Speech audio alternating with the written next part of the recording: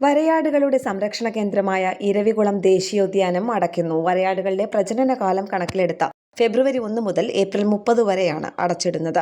രാജമല എന്നറിയപ്പെടുന്ന വരയാടുകളുടെ സംരക്ഷണ കേന്ദ്രത്തിൽ 900-നടുത്ത് വരയാടുകളാണുള്ളത്.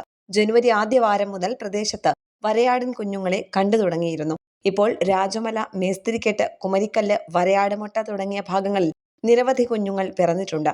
ഇവയ്ക്ക് ശല്യമാകാതിരിക്കാനാണ് ഉദ്യാനം അടയ്ക്കുന്നത്. വരയാടുകളുടെയും നീലക്കുറിഞ്ഞികളുടെയും മറ്റ് അപൂർവ ജീവിവർഗങ്ങളുടെയും സംരക്ഷണ കേന്ദ്രമാണ് ഇരവികുളം. ബ്രിട്ടീഷ് ഭരണകാലത്ത് ഹാമിൽട്ടൺ പീഠഭൂമി എന്നറിയപ്പെട്ടിരുന്ന പ്രദേശം നേരത്തെ കണ്ണൻദേവൻ കമ്പനിയുടെ കൈവശമായിരുന്നു. 1895 മേഖലയെ സംരക്ഷിത പ്രദേശമാക്കി പ്രഖ്യാപിച്ചു. 1971 കേരള സർക്കാർ ഈ പ്രദേശം ഏറ്റെടുത്തു.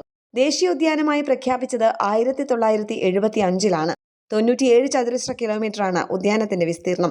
ഇന്ത്യയിലെ ഏറ്റവും മികച്ച ദേശീയോദ്യാനമായി കഴിഞ്ഞ വർഷം ഇരവികുളം തിരഞ്ഞെടുക്കപ്പെട്ടിരുന്നു. ന്യൂസ് ഡെസ്ക് കേരള പ്രണാമം.